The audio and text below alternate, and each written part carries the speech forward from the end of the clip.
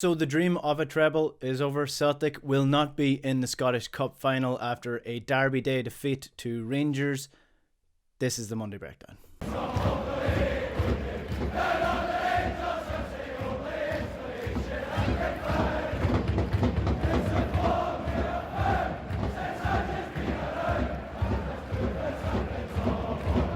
So as always, before I get into the actual content of the video, if you like this video, please do hit the subscribe button below. Like the video as well so more people can see it, and leave a comment as well. Let me know your thoughts on the Derby defeat yesterday. Let's get into the Monday Breakdown. So look, it's obviously a very disappointing day. It was a performance that we didn't really expect from Celtic, just kind of flat, no real oomph about it, no real energy about it. The players looked tired.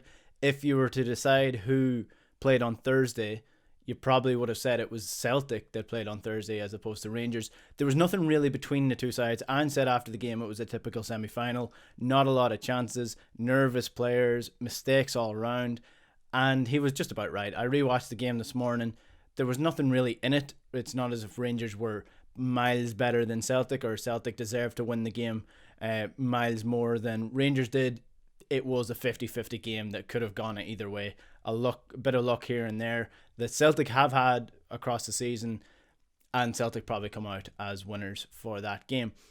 Now, the first thing that I want to touch on is something that I brought up in the Huddle breakdown in our preview on Thursday. This is how I thought Rangers were going to stop Celtic. In a very basic way, I would be looking to stop Celtic's midfield, because that's where we create things. So stop Tom Rogic if it's Tom Rogic, stop Matt O'Reilly, flood the midfield, and try interrupt the game plan as much as possible. Almost do what Atletico Madrid were trying to do against Man City. Just frustrate the hell out of this Celtic team. Try rile them up, try annoy them, niggle at them, get on the ball, foul them, kick them off the ball, do whatever you can to interrupt their game plan, interrupt their flow. Rangers haven't done that so far this season. So that was my prediction for how they were going to play. That's how they played. They flooded the midfield. They stopped Celtic getting on the ball. They stopped Celtic from counter-attacking. And they did it by breaking up the play, by fouling Celtic, and being allowed to foul Celtic throughout the game by Bobby Madden. And this is not me saying that Celtic lost the game because of Bobby Madden. They didn't. Celtic lost the game because they didn't perform to the levels that they should have or needed to get past Rangers. You always have to win the game in a convincing manner. You have to play the game to the extent that the refereeing does not impact the result. So you have to be good enough that the referee, if he has an off day or if he's favouring the opposition, that you still have enough in the locker to win that game. Celtic did not. So they didn't lose the game because of Bobby Madden. But I just want to highlight a couple of occasions that Bobby Madden allowed Rangers to do what they did, get away with it, and how that impacted the game. So Bobby Madden had a huge impact in the game. It doesn't matter whether or not Celtic lost the game because of him or not. He impacted how the game went for one side. These are the fouls that I've highlighted. And I rewatched the game and I'm trying to be as fair as I could. There's a couple of things that I've actually ignored, a couple of other Rangers fouls. There is a couple of fouls in here from Celtic that, you know, probably could have merited something else as well. But these are the things that I've highlighted. Just for fairness, Callum McGregor, 6 minutes in, he had this tackle. And if it's not 6 minutes in, it's probably a booking. It's a bad tackle. That was pulled up for a foul. He gets away with it probably because it's early on. But there are two players in particular, and you'll see the repetitiveness of their names coming up time and time again, that had a huge impact in the game. And these are the fouls that went on in the game. So 12 minutes in, John Lundstrom, foul, no card. Bassey, foul on 31 minutes, on the break, no card. Lundstrom, 31 minutes, just after this, 50-50 with Callum McGregor, so you can see how it may or may not have been given a booking. It could have been a booking on another day. McGregor gets to the ball first. McGregor gets up quickly. Celtic go on the break. But as you can see, it studs up. Nothing. Bassey, 35 minutes. Holds on to Rogic here for 7 seconds. 7 seconds he holds on. Stops Celtic on the break. No booking. Aribo, 35 minutes. That was the first booking of the game for Rangers on the 35th minute in. Aribo, 39 minutes, foul on Juranovic in the air. No foul is given. Rangers play on. They continue on. Juranovic remains on the ground. McGregor gets booked in this foul for an attempted trip. So in that play, Juranovic is fouled in the air. Rangers allowed to play on in the advantage, despite the fact that Juranovic is still done injured, and Cal McGregor gets booked as a result. Ryan Jack fouled 44 minutes, booked for standing on Hatate's ankle. It definitely was a booking. Bassi fouled 47 minutes, pulls Rogic back, both hands around him, as you can see. Rogic uses his hands to separate. Madden gives a free to Rangers. Lundstrom, 47 minutes, blocks Hart's kick out. This is Lundstrom's third caution from the referee. Still no booking. Roof, 48 minutes. Roof, foul Almeida. We all know which one it is. No attempt to go for the ball. Celtic are on the break. On another day with another referee, that's potentially a red card. Now, I can see why the referee only give a booking, because it is, it's a cynical foul on the break. But the fact that Roof absolutely makes no attempt to go for the ball, he just takes out the man. It was a chop tackle as well. It could have been a red card. Lundstrom, 53 minutes. Nothing major in this. It is just a foul, but it's his fourth foul and his fourth bad foul, and he still does not get booked. And literally straight after that, as Celtic go on the break, Bassi, 54 minutes, straight after, breaking up the play, again stopping Celtic on the counter-attack, no booking. So these are the things that Celtic were battling against when you came to the Rangers game plan. And I want to hammer home the fact that I have no issue with the Rangers players doing this. That's the game plan that they had. They stuck to it. They did it well. It stopped Celtic. It was effective.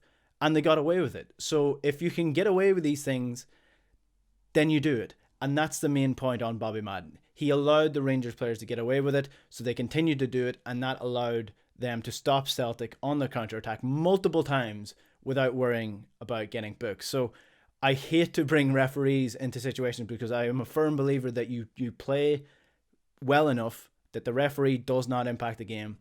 But Celtic's game plan was limited in what they could do because of the decision making that Bobby Madden did. He set a precedent earlier on in the match with the couple of early fouls that he let go. He allowed Rangers to take the Celtic players out in the game, and it stopped Celtic playing their game. Simple as. Now to the things that Celtic didn't do well themselves. So again, they tried to play through the middle, couldn't do it. They weren't allowed to do it. They were stopped, and it wasn't just fouls, by the way. Rangers did really well in flooding the Celtic midfield and stopping them from playing through the centre. Things that Celtic did badly. The passing was poor. It was all over the shop. It was messy. It was sloppy. The first touches were not there when the passing was good. There was a couple of opportunities that Jota got in behind, and his first touch just was behind him. It wasn't where he wanted it to be, and then the second touch had to fix that. So it slowed the things down. Abada had a poor game. Maeda had a poor game. Jota had a poor enough game. Kyogo had a bad game when he came on, but Kyogo doesn't look fully fit, so you can't have too much to say about him. Tom Rogic, again, he had a poor enough game, but like I highlighted before, him and Hatate weren't really given the opportunity to play any of their football because there was so much pressure on them in the midfield. Callum McGregor was an outstanding player yesterday. He was really, really good. He was the strongest Celtic player by a country mile outside of maybe Carter Vickers, who was also very, very solid. And it was just one of those things where the Celtic players just looked tired. It is one of those games that you can put it down to not clicking. I don't think it's anything major to be worried about. I don't think it's something where we have to reassess what we're doing under Ange Postecoglou, or we need to reassess our judgment on Jota, whether or not he's good enough for the team or not, or whether or not you should be dropping Hatate, or if Matt O'Reilly should have started. I still think the Rangers game plan in the first at least 60 to 70 minutes where Tom Rogic is on the pitch, if that's Matt O'Reilly, yes, Matt O'Reilly may get free, or he may get that pass off earlier on, but they were putting so much pressure on the midfield that I don't think Matt O'Reilly makes much of a difference there in comparison to Tom Rogic. Up front, I think Jota just had a poor game. That's all it is. He just had a bad game. His touch wasn't there. His final decision making wasn't there. The vision wasn't there that he usually has. It was a bad game. These things happen. I think we really missed Giakoumakis up front for that physicalness, that physicality up front, just holding the ball up in opportunities where Celtic were trying to go along because there was so little space in the midfield. When Celtic went long, there was no outlet. If it was going in behind, the guys were getting in behind, but Tavernier was fast enough to get back. If you have Giakoumakis on the pitch, he's that option. He's that outlet to go short with it rather than trying to get in behind the Rangers defence every single time you have the ball. So it was just one of those days that you have to chalk it down to disappointing performances all around. The players didn't show up. And like Ange was saying, it was just one of those games. It was a classic semi-final. Things didn't go our way. We move on now. We're still 6 points clear at the top of the table. And that's the main thing. This season was a rebuilding season. We do like to get our head of ourselves here at Celtic. We like to believe that we can win everything. And we should believe that we can win everything. We've already won a League Cup. We're going for the league title. The treble wasn't there. But if somebody said to you, Celtic were going to reclaim the league, win the League Cup and get the Scottish Cup semi-final, you probably would have taken that at the start of the season. So disappointing, yes. Demoralising, yes. The end of the world? No. We move on, we rebuild, we continue, and we go for the league now in the next 6 or 7 weeks. So that's what I thought of the Scottish Cup semi-final. What do you think? Let me know in the comments below. And again, if you're not subscribed to the channel, please do hit the subscribe button below. It's all appreciated. We will be with you with the Huddle breakdown tomorrow as we look in more depth into this game. But until then, good luck.